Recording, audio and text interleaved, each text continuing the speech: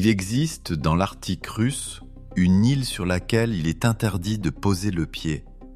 Aucun habitant permanent n'y vit, seulement la plus grande maternité d'ours polaires de la planète, des plages ensevelies sous 100 000 morses, une ville fantôme figée par le froid et d'anciens radars secrets de la guerre froide qui pointent encore vers le ciel. Sous son pergélisol dorment des virus plus anciens que l'histoire. Les habitants l'appellent l'île des morts. Aujourd'hui, vous allez découvrir tout ce que les cartes gardent caché. Voici l'île Wrangel. Chers spectateurs, je ne vais vous prendre que 15 secondes. Si vous souhaitez soutenir mon travail, laissez un j'aime et un commentaire. C'est la meilleure façon d'aider la chaîne à se développer. Bon visionnage. La 10e place revient à une étendue de terre presque grande comme un petit pays, sans un seul être humain pour l'appeler chez lui. L'île Wrangel se trouve loin, très loin, dans l'océan Arctique, au nord de la Russie continentale. Environ 7500 km² de toundra, de montagnes basses et de côtes gelées. Survolez-la en ce moment même, et vous ne verrez ni ville, ni ferme, ni route menant quelque part. Une poignée de gardes de la réserve et une petite rotation de soldats y passent, restent quelques mois, puis repartent. Quand ils s'en vont, l'île redevient entièrement aux animaux. Il y a une étrange ironie jusque dans son nom. L'île porte celui de Ferdinand von Wrangel, un explorateur persuadé qu'une telle terre existait et qui a passé des années à la chercher dans les glaces. Pourtant, il ne l'a jamais trouvée et n'a jamais posé le pied sur ses rivages. D'autres l'ont atteinte bien après lui et ont malgré tout accroché son nom à cette terre, honorant un homme pour une découverte qui n'a jamais vraiment été la sienne. L'île a aussi cette particularité singulière d'être coupée en deux par la ligne même où l'est de la carte rencontre son ouest, si bien qu'en un sens, elle se trouve à la fois dans deux moitiés du monde sans appartenir pleinement à aucune. Mais l'endroit le plus vide peut quand même abriter l'une des histoires humaines les plus retentissantes de l'Arctique. En 1921, 5 personnes ont débarqué ici avec une mission étrange, revendiquer l'île au nom d'un empire lointain. 4 d'entre elles étaient de jeunes hommes, pleins d'assurance. La 5e était une petite femme Iñupiat d'Alaska, appelée Ada Blackjack. Ce n'était pas une exploratrice, c'était une couturière, à peine âgée de 23 ans, qui n'avait accepté que pour gagner de l'argent afin de soigner son petit garçon malade resté au pays. Elle ne savait pas chasser. Elle avait une peur panique des ours polaires. Elle n'avait jamais eu l'intention de devenir une héroïne. Le plan s'est effondré très vite. Les vivres sur lesquels il comptait n'arrivèrent jamais. Un hiver d'une brutalité extrême en a englouti un autre. La faim s'est insinuée dans le camp, et avec elle le scorbut, la peau qui se couvre d'échymoses, les gencives qui saignent, les corps qui lâchent peu à peu. Dans le désespoir, 3 des hommes sont partis à travers la banquise vers la Sibérie pour chercher de l'aide. Ils ont marché vers l'immensité blanche et n'ont jamais été revus. Aucun corps, aucune trace, rien. Il ne restait alors qu'Ada avec le 4e homme, Lorne Knight, déjà trop faible pour se tenir debout. Elle le nourrissait, le nettoyait et le suppliait de tenir bon. Il est mort dans la cabane à côté d'elle, et en un instant, elle est devenue la seule personne vivante sur une île grande comme une nation. La plupart des gens se seraient simplement couchés en attendant la mort. Ada, elle, a refusé. Elle s'est appris à tirer au fusil. Elle a fabriqué des pièges et capturé des renards pour leur viande et leur fourrure. Quand les ours polaires venaient renifler autour des murs, elle grimpait sur le toit, le cœur cognant contre ses côtes, et les repoussait à coups de feu dans la nuit. Pensez à ce que ces mois ont vraiment signifié. Chaque matin, elle se réveillait face à la même vérité écrasante. Personne pour l'aider, personne à qui parler, personne qui sache même si elle était encore en vie. Une cheville tordue sur la glace, une coupure infectée, un fusil qui s'enraye au mauvais moment. N'importe lequel de ces accidents aurait tout arrêté, et personne n'aurait jamais su comment. Elle n'avait pas le droit de s'effondrer, parce qu'il n'y avait personne pour la rattraper si cela arrivait.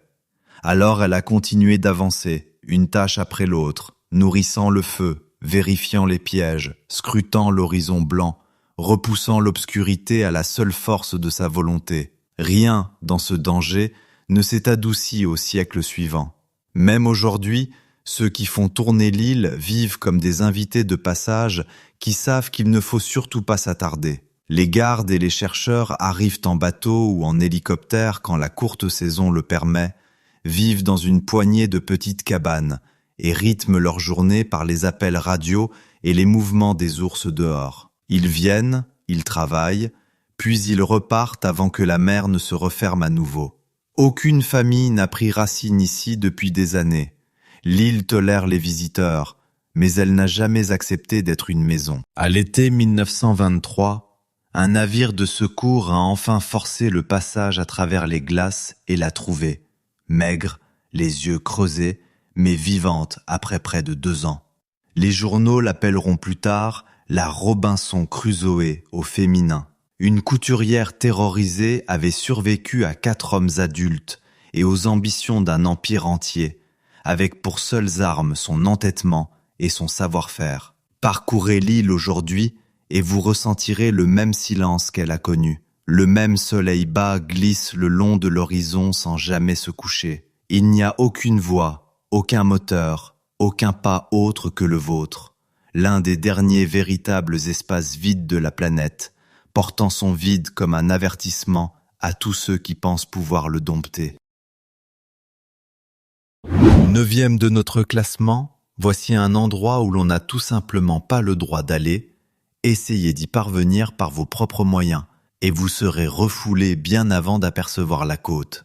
L'île Vrangel n'est pas seulement lointaine, elle est légalement verrouillée. Elle se trouve dans une zone frontalière stricte de la Russie, et en plus, c'est une réserve naturelle protégée, l'une des plus surveillées de tout le pays. Pour y poser le pied, il faut une autorisation spéciale tamponnée par les services de sécurité, ainsi qu'un laissez-passer distinct délivré par la réserve elle-même. Presque aucun voyageur ordinaire ne possède ces 2 papiers en même temps. L'île a obtenu son statut protégé en 1976, lorsqu'elle a été déclarée réserve naturelle stricte, puis en 2004, elle a été ajoutée à la liste des sites naturels les plus précieux du monde, reconnue comme un trésor à préserver pour toute l'humanité. Mais cette reconnaissance sur le papier n'a fait que resserrer les verrous. Le fait d'être célèbre ne l'a pas rendue plus accessible. Au contraire, cela l'a rendue plus hermétiquement fermée que jamais. Un lieu que le monde a admis comme inestimable précisément parce que si peu de gens auront un jour le droit de le toucher. Il n'existe aucun vol que vous puissiez réserver, aucun ferry avec un guichet. Les seules façons d'y entrer, ce sont un rare navire de recherche ou un bateau d'expédition hors de prix qui doit prévenir par radio à l'avance, attendre l'autorisation et prier pour que la glace ouvre un passage. Même alors, les visiteurs sont comptés, surveillés et maintenus sur des zones balisées. Sortez du parcours et vous enfreignez plusieurs lois d'un seul coup. Pour le minuscule nombre d'étrangers qui y parviennent malgré tout, le prix est énorme à tous les niveaux. Une cabine sur l'un de ces rares navires peut coûter autant qu'une voiture, et cela n'achète que quelques heures sous surveillance à terre. Les aventuriers en herbe qui tentent de s'y faufiler sans les bons papiers risquent des amendes, l'arrestation et un renvoi immédiat par le chemin inverse. Alors pourquoi protéger une île vide avec une telle fermeté ? Une partie de la réponse tient à la faune. C'est un sanctuaire, et les gardes le défendent contre les braconniers qui n'hésiteraient pas à tuer des ours polaires et des morses pour leur peau et leur défense. Mais il y a aussi la géographie, pure et simple. L'île se dresse près de la ligne sensible où les eaux arctiques de la Russie frôlent le reste du monde, non loin de la frontière maritime avec les États-Unis, le long de l'une des routes de navigation les plus stratégiques de la planète. Cela en fait bien plus qu'un refuge pour les animaux. C'est un poste de contrôle tout en haut du monde. Cette double identité, à moitié sanctuaire pour la faune, à moitié frontière stratégique, explique pourquoi l'île est verrouillée à ce point. Beaucoup de réserves naturelles limitent les zones où l'on peut marcher. Beaucoup de zones frontalières tiennent les étrangers à distance. Ici, les deux se superposent entièrement, au point qu'un touriste curieux et un agent étranger se heurtent au même mur de règles. Que vous veniez avec un appareil photo ou avec des intentions plus sombres, la réponse est la même, courte et nette, soutenue à la fois par la glace, la distance et la loi. Non. Tenez-vous au bord de la zone autorisée et vous le sentez aussitôt, cette certitude silencieuse que quelqu'un vous observe. Le vent ne porte aucun bruit humain, et pourtant vous n'êtes pas libre. Des panneaux défraîchis vous ordonnent de reculer. Quelque part au-delà de l'horizon, une patrouille sait déjà exactement qui se trouve sur l'île et qui n'y est pas. Et cette connaissance pèse sur vos épaules comme une main glacée. Pour les rares scientifiques assez chanceux pour obtenir une place, la récompense est immense. Un paysage que presque aucun étranger n'a jamais vu. Une faune qui a à peine appris à craindre un visage humain. Des vallées qui ressemblent aujourd'hui exactement à ce qu'elles étaient il y a 1000 ans. Mais chaque heure de ce privilège s'accompagne de règles, de radios et d'une pile de papier épaisse comme un livre. Il y a quelque chose de profondément étrange dans le fait qu'un lieu aussi beau soit à ce point interdit. La plupart des merveilles sauvages vous supplient de vous approcher. Celle-ci garde ses portes verrouillées et ses gardes en alerte. Et c'est peut-être exactement pour cela qu'elle est restée si parfaitement, si étrangement intacte. Pendant des décennies, le moyen le plus simple de protéger un secret a été de faire en sorte que presque personne n'ait jamais le droit de le regarder.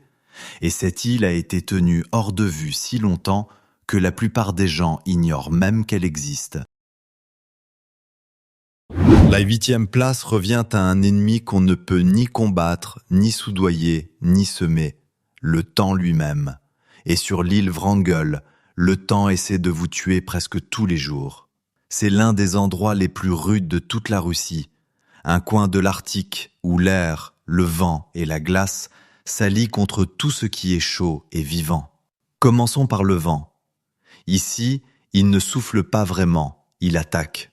Les tempêtes déboulent en hurlant depuis la mer gelée, avec assez de force pour renverser un adulte et projeter le matériel au loin sur la toundra. Les habitants ont un mot pour ça, la purga.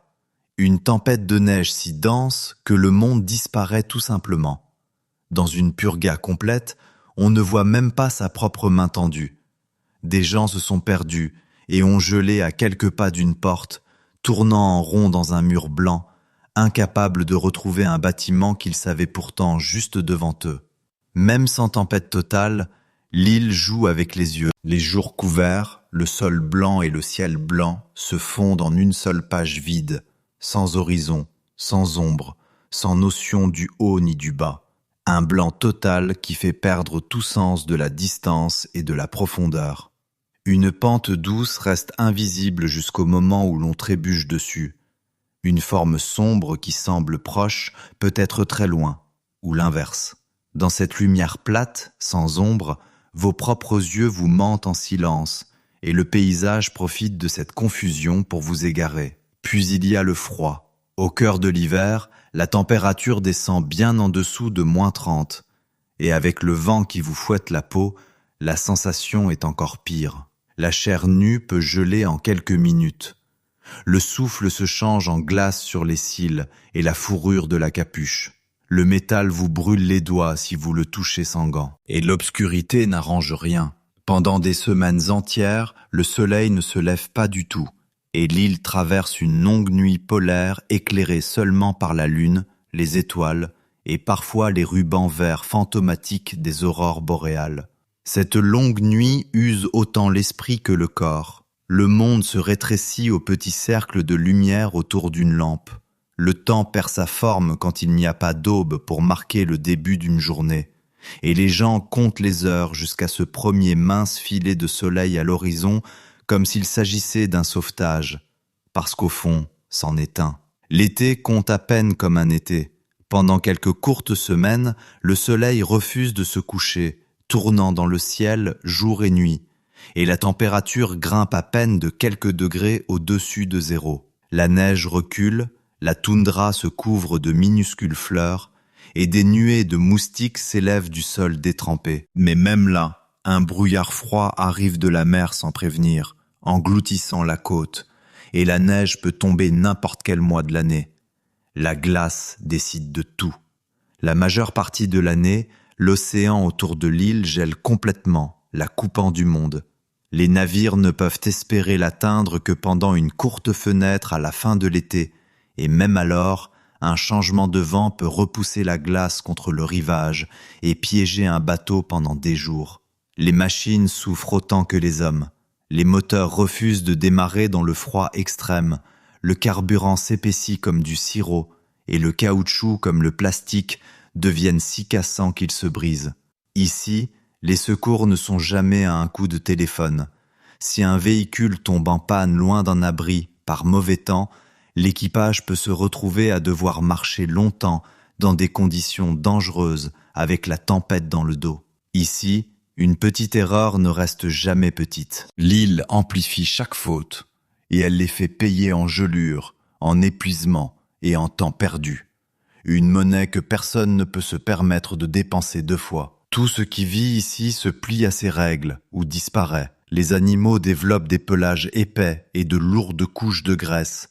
Et beaucoup s'en vont simplement quand le pire arrive. Les rares humains qui restent apprennent à respecter le ciel avant tout, à ne jamais s'éloigner sans abri ni provision, et à considérer une heure calme et claire comme un cadeau à utiliser immédiatement, parce qu'elle ne durera pas. Il y a une brutalité très franche dans un endroit comme celui-ci. Il ne prétend pas se soucier de savoir si vous vivez ou mourrez. Il est simplement ce qu'il est, immense, glacé et totalement indifférent. Et le confort, ici, n'est pas quelque chose qu'on vous donne, mais quelque chose que vous arrachez au temps, une courte fenêtre à la fois. À la 7e place, voici une plage que l'on peut sentir bien avant de la voir. Un rivage si bondé de corps énormes que ceux qui s'y rendent l'appellent un cimetière. Chaque automne, lorsque la banquise se retire de la côte, des dizaines de milliers de morses du Pacifique sortent de l'eau et gagnent les plages de l'île Wrangel. Au plus fort de la saison, leur nombre peut grimper jusqu'à près de 100 000 animaux, serrés les uns contre les autres, jusqu'à ce que le sable disparaisse complètement sous un tapis ondulant de chair brune et de défense blanche. On entend d'abord le bruit, puis l'odeur. De loin, vous percevez un mur de vacarme, grognements, beuglements et rugissements profonds qui se mêlent en quelque chose d'à peine moins mécanique qu'un moteur. Et l'odeur, elle, est inoubliable. Une puanteur épaisse et huileuse de graisse, de déchets et de poissons en décomposition qui vous colle au fond de la gorge et s'accroche à vos vêtements pendant des heures. En vous approchant, vous voyez les animaux eux-mêmes, chacun plus lourd qu'une petite voiture, la peau plissée, brun rosé, les longues défenses d'ivoire raclant celles de leurs voisins, tandis qu'ils se bousculent pour gagner un peu de place. S'il y a autant de monde ici, c'est pour une raison, et elle n'a rien de réjouissant. Les morses ne veulent pas vraiment être entassés sur une plage.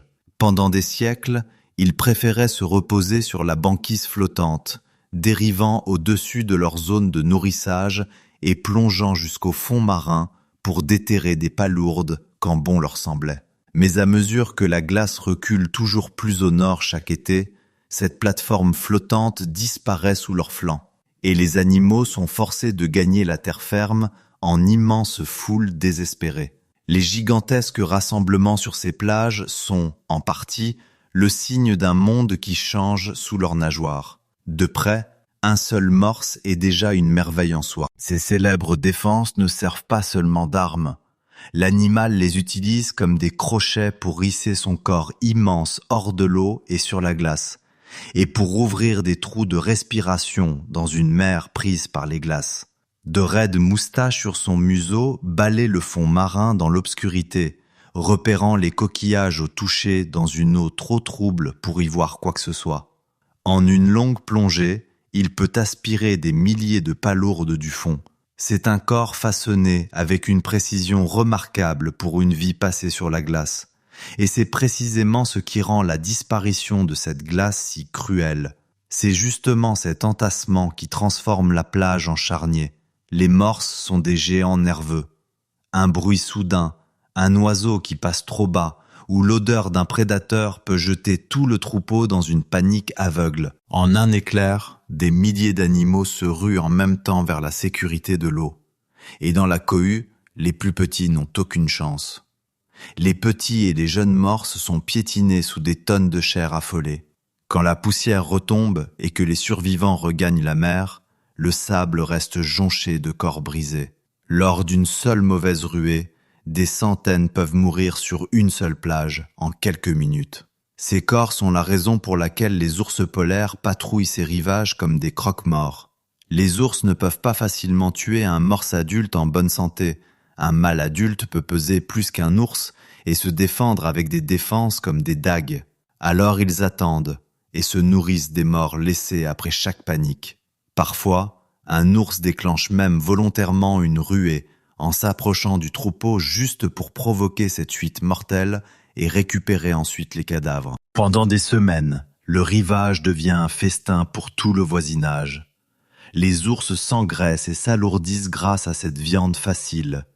Les mouettes tournent et crient au-dessus, déchirant les restes, et les renards se faufilent pour voler ce qu'ils peuvent, jusqu'à ce qu'il ne reste plus que des os et des défenses, blanchis dans la pâle lumière de l'été. Tenez-vous près d'un de ces lieux de rassemblement, et l'ampleur brute de la vie et de la mort vous frappe d'un seul coup.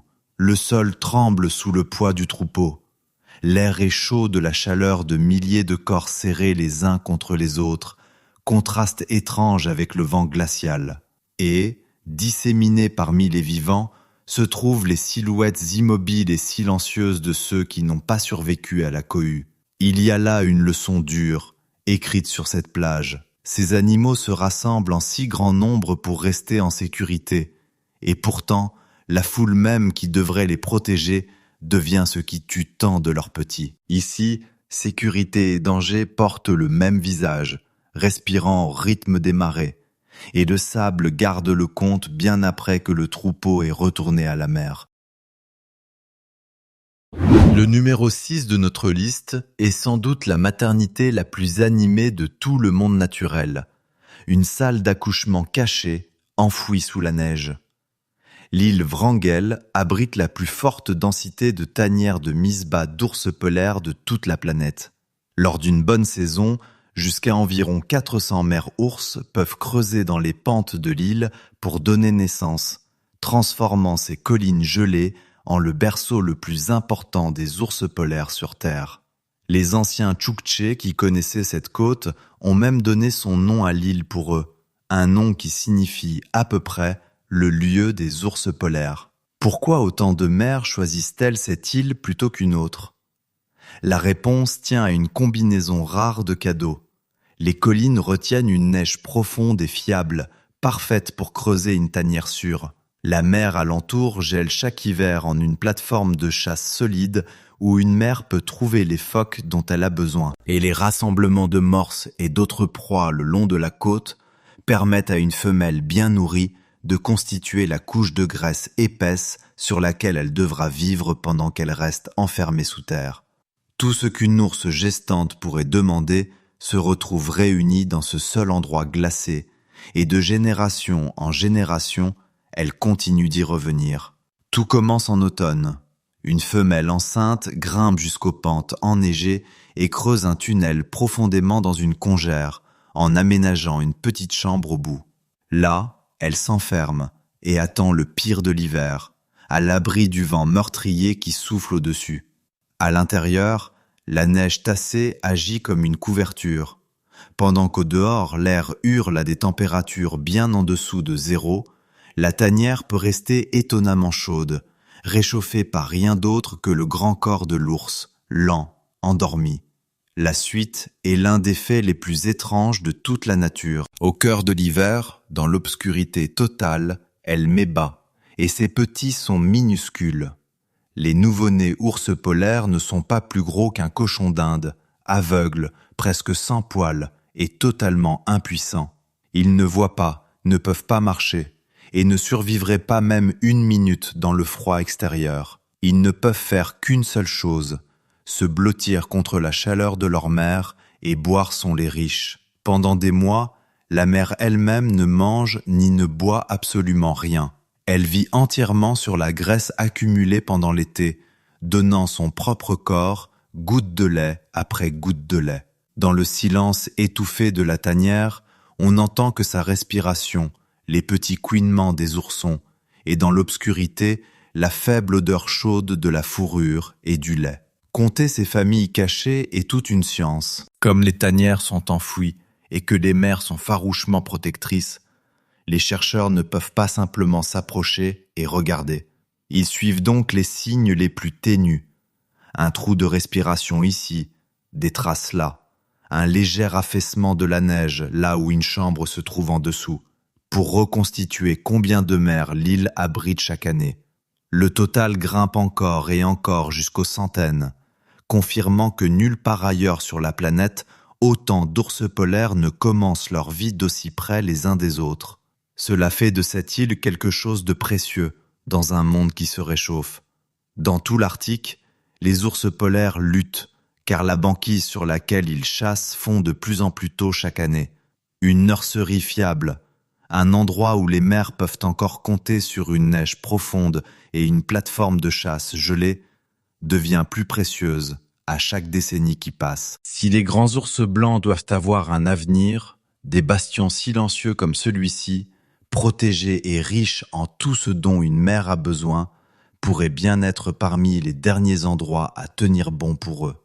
Puis, au printemps, la neige s'adoucit et le moment finit par arriver. La mer perce le toit de la tanière et les petits clignent des yeux pour la première fois dans une lumière blanche aveuglante. Ils dégringolent sur la pente sur des pattes encore hésitantes, duveteux et ronds, glissant et roulant dans la neige, tandis qu'ils découvrent leur corps pour la première fois. Pourtant, naître ici n'est que le premier obstacle. La sécurité douce de la tanière disparaît pour de bon, et la mère doit les conduire jusqu'à la mer gelée pour chasser, à travers un paysage brisé et dangereux où tous ne vivront pas assez longtemps pour voir leur première année. Cette île aride et hostile n'est pas du tout un lieu de mort pour les ours polaires. C'est là que naissent plus d'entre eux que partout ailleurs dans le monde.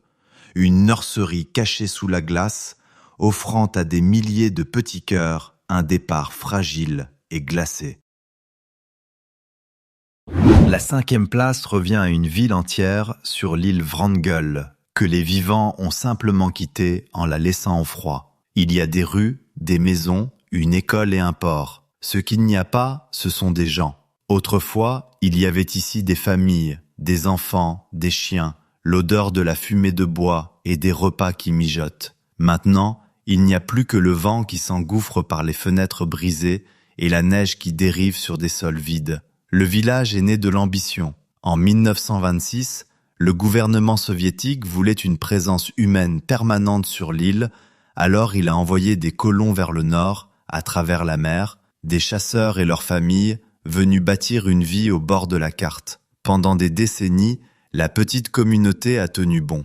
Il y avait une station météo qui envoyait ses rapports vers le sud, une école où les enfants apprenaient à lire, des bateaux qui partaient chasser le phoque et pêcher, et des rennes qui traversaient la toundra. Ce n'était jamais une vie facile, mais c'était une vraie vie, avec des lumières chaudes qui brûlaient contre l'obscurité sans fin. Pendant un temps, ça a presque marché. Chaque été, des cargos arrivaient avec de la farine, du carburant et des nouvelles du continent. Il y avait une petite boutique, une radio qui grésillait de voix lointaines, et des fêtes célébrées derrière des fenêtres givrées pendant que les tempêtes faisaient rage dehors. Des enfants qui n'avaient jamais vu un arbre ont grandi ici, en pensant que les blizzards et les ours polaires faisaient simplement partie d'une enfance ordinaire. Ils glissaient en luge dans le long crépuscule et s'endormaient au son du vent, dans ce qui a peut-être été la salle de classe la plus isolée de tout le continent. Lancer la colonie avait déjà demandé un sacré cran.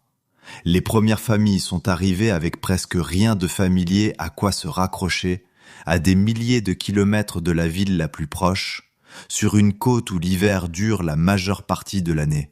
Il fallait apprendre le terrain vite ou ne pas y survivre, savoir où les phoques remontaient, quand la glace était assez sûre pour être traversée, comment stocker assez de nourriture pour tenir jusqu'au retour de la lumière. Pendant quelques générations, ils ont réussi quelque chose d'extraordinaire, une vie humaine ordinaire, avec des leçons, des chansons et des anniversaires, dans l'un des endroits les plus hostiles où l'on puisse vivre. Puis, lentement, l'île a pris le dessus.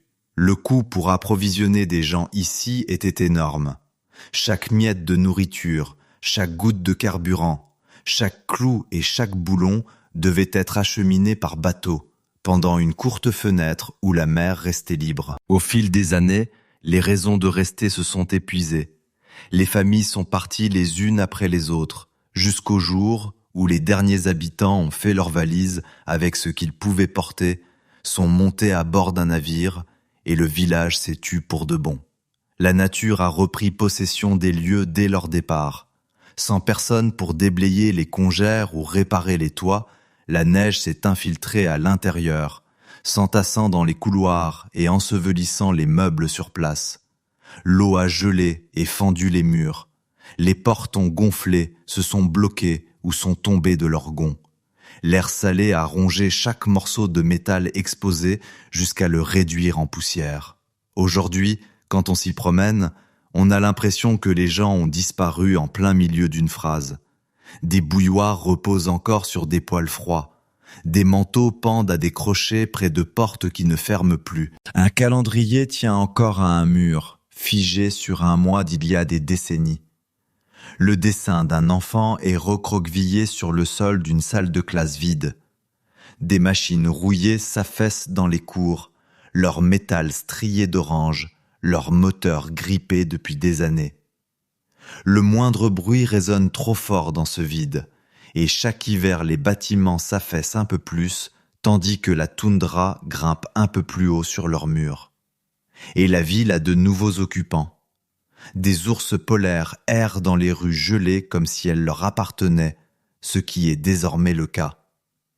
Un ours peut pousser du museau une porte branlante et monter les marches d'une maison où une famille dînait autrefois, renifler dans les pièces, puis se rouler en boule pour dormir sur un plancher pourri. Des renards trottent au milieu de ce qui était autrefois la rue principale. Il y a une tristesse particulière qui plane sur un endroit comme celui-ci. La tristesse d'un effort qui n'a mené à rien. Des gens ont versé des années de leur vie dans cette terre gelée, ont élevé des enfants sous ces toits, et au final, l'Arctique les a effacés en silence malgré tout. Les maisons tiennent encore debout, mais le vent qui les traverse ressemble presque à un long soupir fatigué pour tout ce qui était vivant ici autrefois. La 4e place emmène des soldats armés sur une île gouvernée par les ours, et personne, à l'extérieur, ne vous dira exactement pourquoi. Ces dernières années, la Russie a discrètement reconstruit sa présence militaire dans tout l'Arctique, et l'île Wrangel est devenue l'une des pièces de cet échiquier. Il y a environ une dizaine d'années, au milieu de 2014, un nouveau poste y a été installé. Une base compacte et autonome, conçue pour survivre à la nuit polaire, avec radar, logement et une petite garnison de soldats stationnés tout en haut du monde. Ce seul avant-poste n'est qu'un nœud dans un filet bien plus vaste. À mesure que la banquise fond et que d'anciennes routes maritimes gelées s'ouvrent, l'Arctique est devenu un trésor dont plusieurs pays veulent soudain leur part. Ses voies de navigation, ses zones de pêche, et le pétrole et le gaz que l'on pense enfouis sous les fonds marins. En réponse, la Russie a rouvert d'anciennes bases et en a construit de nouvelles tout le long de sa côte nord, des forteresses autonomes pensées pour fonctionner pendant 1 an sans ravitaillement, avec carburant, nourriture et équipage enfermé à l'intérieur contre le froid. La base de cette île est l'une des pièces les plus éloignées de ce vaste échiquier gelé. Officiellement, la mission est simple. La base surveille le ciel et la mer. Son radar balaie l'espace aérien à la recherche d'appareils inconnus et garde un œil sur les navires qui empruntent la route maritime du Nord, cette voie de navigation de plus en plus précieuse qui longe la côte arctique de la Russie à mesure que la glace recule. Depuis cette île perdue, les soldats peuvent voir loin, au-dessus d'eau qui jusqu'à récemment était presque totalement hors de vue. C'est un poste d'écoute et d'observation, planté sur une terre qu'aucun ennemi ne s'attendrait jamais à voir occupée. Le timing n'a rien d'un hasard. Pendant la plus grande partie de l'histoire, l'océan Arctique n'était qu'un couvercle de glace solide et inutile, qui n'intéressait guère les marines. Cela change vite. À mesure que la glace s'amincit, les navires peuvent de plus en plus traverser le sommet du monde, réduisant de façon spectaculaire les distances entre les continents, et celui qui contrôle ces nouvelles routes contrôle quelque chose d'une valeur immense. Un avant-poste qui, autrefois, n'aurait protégé rien du tout, se trouve désormais au bord d'un itinéraire qui pourrait un jour transporter une part réelle du commerce mondial. L'île n'a pas bougé, c'est la carte qui s'est déplacée autour d'elle. Mais une base armée sur une île vide, coupée du monde, c'est exactement le genre d'endroit qui alimente les rumeurs. Pourquoi placer des soldats sur un morceau de toundra gelé, là où le plus proche voisin est un morse? Certains soulignent que l'île se trouve près de la frontière maritime avec les États-Unis et affirment que, quel que soit l'équipement qui bourdonne derrière ces murs, il est clairement tourné vers l'autre côté. D'autres vont plus loin, en échangeant des bruits de couloirs sur du matériel secret, des capacités cachées, et sur la part de ce qui se passe ici qui finit vraiment dans un registre public. La simple vérité, c'est que nous savons surtout ce qu'on veut bien nous dire, et ici, on nous dit très peu de choses. La vie sur la base est une histoire étrange à elle seule. Les bâtiments sont peints de larges bandes blanches, bleues et rouges, une touche de couleur vive face à un monde de gris et de blanc. À l'intérieur, les générateurs tournent jour et nuit, repoussant un froid qui ne dort jamais. Les soldats peuvent passer des mois sans voir quelqu'un qui ne soit pas déjà là avec eux. Quand ils sortent, ils emportent des armes moins contre un ennemi humain que contre les ours polaires, qui s'approchent jusqu'aux clôtures, curieux et sans peur, attirés par l'odeur de la chaleur et de la nourriture. L'isolement façonne tout.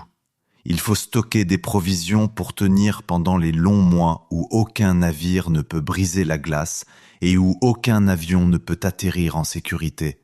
Une blessure grave ou une machine en panne ne se répare pas simplement en appelant à l'aide. La véritable assistance la plus proche peut être à plusieurs jours de là, si la météo le permet, et ici, la météo le permet rarement. Quelle que soit la vérité complète sur cette base, son existence même vous dit quelque chose. Un pays ne dépense pas une fortune pour planter des soldats sur un rocher gelé s'il ne pense pas que ce rocher compte. Et comme si peu de choses sur cet endroit sont jamais confirmées, le vide se remplit de théories. Jusqu'où son radar peut-il vraiment voir? Qu'est-ce qui pourrait encore partager ces murs en dehors de l'équipage et des provisions? Dans un lieu coupé de tous les regards extérieurs, protégé par la loi et par des centaines de kilomètres de glace, presque tout peut être imaginé et presque rien ne peut être vérifié. C'est peut-être là, au fond, la vraie raison de cacher un secret tout en haut du monde. Ici, il reste un secret. Le troisième de notre liste, c'est les vestiges d'une guerre qui n'a jamais vraiment eu lieu. De l'acier rouillé à travers lequel le vent semble encore chanter, reste de décennies que tout le monde craignait de voir finir dans les flammes. Bien avant la construction de la base la plus récente, l'Arctique soviétique était parsemé de stations de surveillance, et des avant-postes comme ceux qui se trouvaient sur cette île, et autour d'elle, faisaient partie d'un vaste réseau secret tendu à travers le sommet du monde. Leur mission, pendant les décennies tendues de la guerre froide, était de fixer sans relâche le ciel vide et d'attendre une attaque que tout le monde redoutait et que personne ne voulait. La logique était glaçante dans sa simplicité. Si une guerre éclatait un jour entre les grandes puissances, Le trajet le plus court pour les bombardiers et les missiles passait tout droit au-dessus du pôle Nord, en plein sur cette frontière lointaine et gelée. Alors les deux camps ont couvert l'Arctique de radars et de postes d'écoute, des yeux électroniques qui ne clignaient jamais, conçus pour capter la première lueur d'une frappe ennemie et gagner de précieuses minutes d'alerte. Pour imaginer comment cela fonctionnait, visualisez une chaîne de sentinelles étirée à travers le sommet du globe, chacune balayant sa portion de ciel et passant la garde à la suivante, de sorte que rien ne puisse franchir le pôle sans être vu. Vivre dans un tel poste, c'était une mission étrange, lourde de tension. Les équipes passaient des mois dans des espaces exigus, les yeux rivés sur des écrans lumineux, par roulement qui ne s'arrêtait jamais vraiment, à traquer le moindre point suspect qui signifierait que l'impensable avait commencé. La plupart des jours, il ne se passait absolument rien. Le danger, c'était précisément qu'un jour, sans prévenir, tout puisse basculer, et le secret allait très loin. Ceux qui servaient ici ne pouvaient pas dire à leur famille où ils se trouvaient exactement, ni ce qu'ils faisaient. Des installations entières existaient sans jamais apparaître sur la moindre carte publique. Pensez à l'étrangeté d'une telle vie. Un jeune homme pouvait passer 1 an ou davantage de sa jeunesse dans une pièce métallique au bout du monde, à surveiller un écran à la recherche d'une forme qui annoncerait la fin de tout, sans avoir le droit de dire à personne où il était parti. Toute sa raison d'être consistait à repérer la seule chose que chaque être humain sur Terre priait pour ne jamais voir arriver. Le succès, c'était encore une journée tranquille. La mesure d'un bon poste ici, c'était que rien de ce que vous étiez censé détecter n'arrivait jamais, que le terrible point lumineux sur l'écran restait, à jamais, une simple peur. Une partie de cet équipement tient encore debout, en train de pourrir lentement dans le sel et le froid. Des tours squelettiques penchent sous le ciel gris. Des antennes paraboliques, à moitié effondrées, pointent vers rien. Des bunkers de béton trapu sont à moitié engloutis par la neige dérivante, leurs portes béantes sur le noir, l'intérieur vidé ou abandonné. Quand le vent s'engouffre dans les anciennes structures métalliques, il produit un sifflement grave et plaintif, un chant inquiétant sans chanteur, qui dérive au-dessus d'un paysage où il ne reste plus personne pour l'entendre. Tomber sur l'une de ces stations oubliées aujourd'hui, c'est avoir l'impression d'entrer sans permission dans le cauchemar de quelqu'un d'autre. Des câbles serpentent sur le sol et disparaissent dans l'obscurité. Des cadrans décolorés sont encore à leur place, attendant des mains qui ne reviendront jamais. La neige s'infiltre par les trous du toit et se dépose sur les machines comme un linceul. Et c'est là que les questions commencent à se multiplier. Que surveillaient exactement ces stations ? Quelle part de ce qu'elles recueillaient a vraiment été reconnue publiquement ? Dans un endroit aussi fermé, aussi loin des regards indiscrets, les secrets se conservent bien. Certains pensent que ces avant-postes faisaient bien plus qu'alerter en cas d'attaque, qu'ils écoutaient, observaient et enregistraient d'une manière qui n'a jamais été consignée dans aucune histoire officielle. Que ce soit la vérité ou simplement l'imagination qui comble un silence vide, personne à l'extérieur ne peut l'affirmer avec certitude, et les hommes qui savaient sont depuis longtemps disparus. Quand la grande confrontation a enfin commencé à s'éteindre et que les budgets se sont taris, beaucoup de ces postes ont simplement été coupés et laissés là où ils se trouvaient, trop isolés et trop coûteux à démonter. Les secrets sont sortis avec le dernier équipage et les bâtiments ont été abandonnés à la glace, leurs histoires toujours verrouillées à l'intérieur. Se tenir au milieu de ces ruines est une expérience réellement troublante. Vous contemplez les ossements matériels d'une peur qui a un jour saisi la planète entière. La terreur qu'à tout instant, le ciel au-dessus de cette glace puisse se remplir de feu. Ces machines rouillées ont été construites par des gens convaincus que la fin pouvait survenir à n'importe quelle heure. Et ils ont braqué toute leur attention vers l'horizon, en l'attendant. L'attaque n'est jamais venue. Les gens sont rentrés chez eux.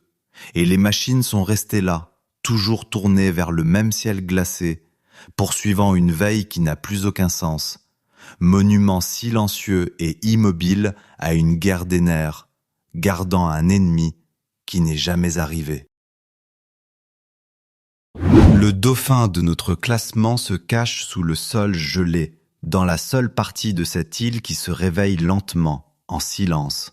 Pendant des dizaines de milliers d'années, le pergélisol a tout maintenu prisonnier dans une congélation profonde. La terre, les plantes et les corps d'animaux morts depuis longtemps, tous scellés et préservés comme des objets dans un immense congélateur naturel. Mais l'Arctique se réchauffe plus vite que presque n'importe où sur la planète, et ce sol ancestral commence maintenant à dégeler, et personne ne sait vraiment ce qui remonte avec lui. Pour comprendre pourquoi c'est si important, il faut comprendre ce qu'est vraiment le pergélisol. C'est un sol resté gelé en profondeur, non pas pendant un seul hiver, mais pendant des milliers d'années, sans jamais fondre. Tout ce qui y tombe, une feuille, un os, un corps, un microbe, y est piégé et conservé presque à la perfection.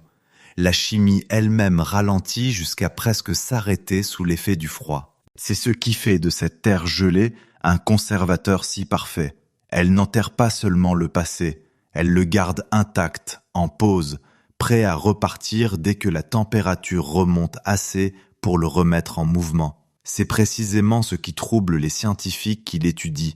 Dans des laboratoires soigneusement hermétiques, ils ont prélevé des échantillons de ce sol ancien, les ont réchauffés doucement et ont vu de minuscules êtres vivants qui n'avaient plus bougé depuis bien avant les premières villes humaines se réveiller et recommencer à se nourrir, à grandir et à se reproduire. Une vie mise en pause pendant plus longtemps que toute notre histoire écrite a simplement repris là où elle s'était arrêtée, indifférente aux âges qui avaient défilé au-dessus d'elle. Si le froid peut maintenir un être vivant en suspension parfaite aussi longtemps, alors la terre sous cette île ressemble moins à un cimetière qu'à une immense archive gelée. Et ce n'est qu'aujourd'hui, en se réchauffant, qu'elle commence à s'ouvrir. La terre gelée est une capsule temporelle et pas toujours une capsule bienveillante. Dans tout l'Arctique, des scientifiques travaillant dans ce type de pergélisol ont extrait des microbes restés piégés dans la glace pendant 30, 40, voire près de 50 000 ans, puis les ont ramenés à la vie en laboratoire. Sous le microscope, des virus qui s'étaient réveillés pour la dernière fois à l'époque où le monde était encore en plein âge glaciaire se sont simplement remis à bouger et à se multiplier, comme si le temps n'avait jamais passé. La plupart de ceux qui ont été réanimés jusqu'ici n'attaquent que de minuscules amibes et sont sans danger pour nous. Mais ils ont prouvé une chose profondément inquiétante. Certaines choses peuvent dormir dans ce sol pendant un temps inimaginable et quand même revenir. C'est ce qui empêche certains chercheurs de dormir la nuit. Si un virus inoffensif pour les amibes peut survivre 50 000 ans dans la glace, qu'y a-t-il d'autre là-dessous ? Prisonniers de cette terre gelée, il y a les restes d'innombrables créatures mortes au fil des âges, et avec eux, potentiellement, les germes qui les ont tués. Nous avons déjà vu un avertissement de ce que cela peut signifier. Ailleurs, dans l'Arctique russe, la carcasse d'un animal en train de dégeler a libéré de l'anthrax resté enfoui pendant des siècles, rendant malades des personnes et des animaux à proximité. Le sol, en fin de compte, ne garde pas toujours ses morts en sécurité. C'est là que les théories des plus sombres commencent à prendre forme.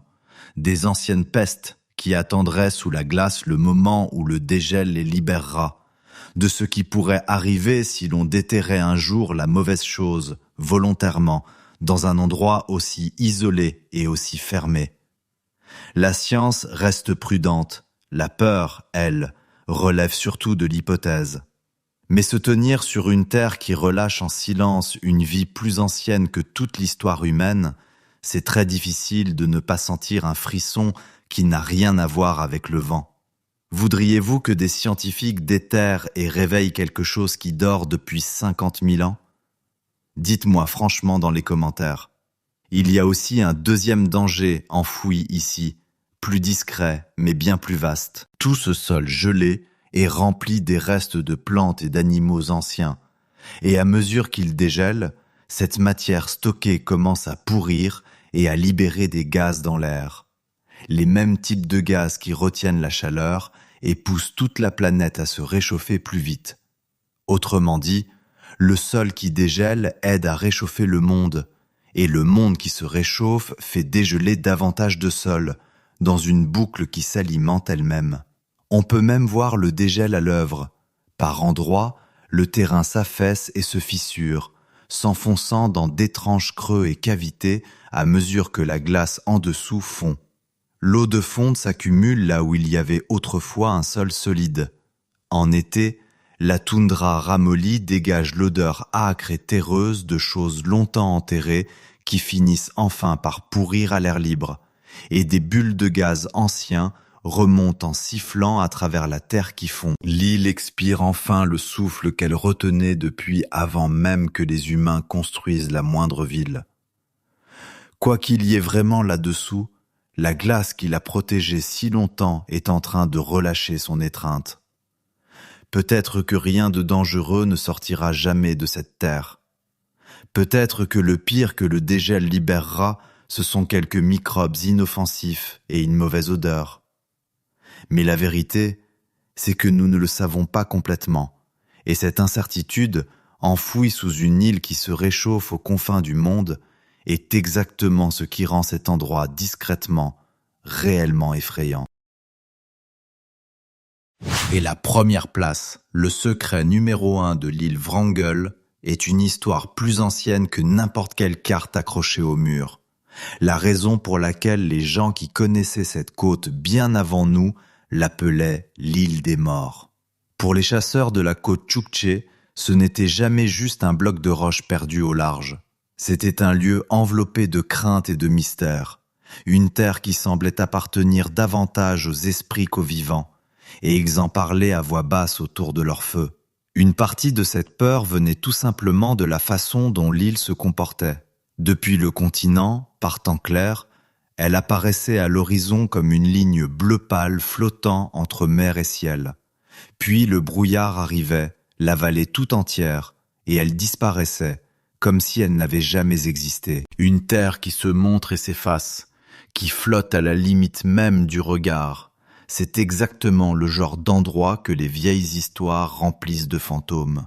Certains pensaient qu'elle n'était pas fixée au monde du tout, mais qu'il s'agissait d'un pays fantôme dérivant au gré des courants, apparaissant pour attirer les imprudents vers les glaces mortelles. On comprend très bien comment une telle idée a pu s'enraciner. Pour des gens qui lisaient le monde à travers les récits et les esprits plutôt qu'à travers des cartes et des instruments, une terre qui apparaissait et disparaissait demandait une explication, et une explication spectrale collait parfaitement à ce que leurs yeux leur montraient. Et leurs yeux ne les trompaient pas complètement. Au-dessus des mers arctiques glacées, des couches d'air froid et d'air plus doux peuvent déformer la lumière de façon étrange, soulevant des terres lointaines au-dessus de l'horizon et les faisant scintiller, s'étirer, flotter au-dessus de l'eau, ou les cachant complètement derrière un rideau de brume.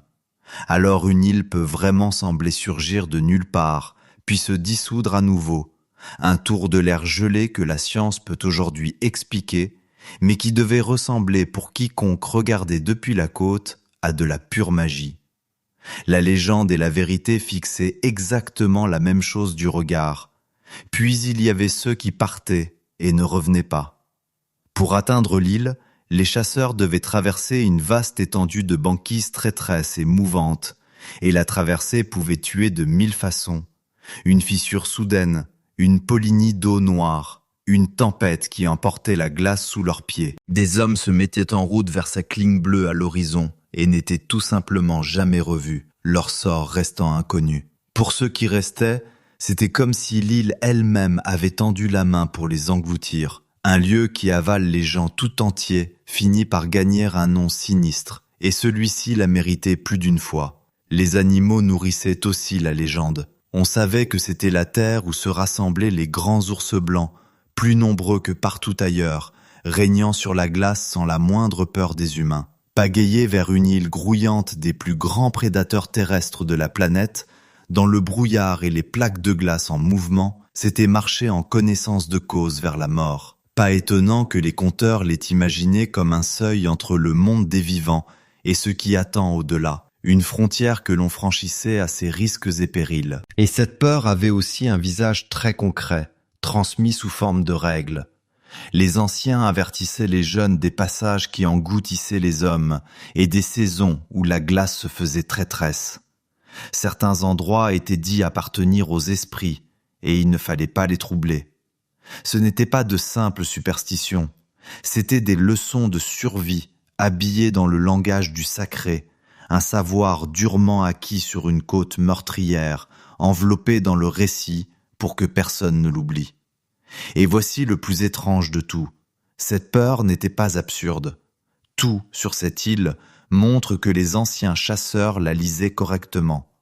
C'est vraiment un endroit où le temps peut vous tuer en quelques minutes, où la glace piège et noie, où d'immenses prédateurs sont plus nombreux que les hommes, où le sol lui-même conserve les morts gelés et les rend lentement à l'air libre. La science moderne et la légende ancienne, en venant de deux extrémités du temps, aboutissent presque au même avertissement. Quand un peuple appelle un lieu l'île des morts, il se souvient souvent, à sa manière, du nombre des siens qui l'a englouti. Ce n'était pas une terre faite pour les vivants. Peut-être est-ce là, au fond, la vraie magie de l'île Wrangel. Elle est toujours là, au sommet gelé du monde, interdite, gardée, presque vide à l'impossible. Un morceau de terre où naissent des mers ours sous la neige, où 100 000 morses font trembler la côte, où les secrets rouillent dans le vent et où quelque chose d'ancien remue sous la glace. Ceux qui nous ont précédés ont regardé tout cela et lui ont donné le seul nom qui convenait. Et quand on finit par comprendre tout ce que cette île cache, on commence à se dire qu'ils avaient raison depuis le début. Certaines portes au bord de la carte sont fermées pour une raison, et celles-ci attendaient en silence, dans le froid et l'obscurité, depuis un temps très, très long.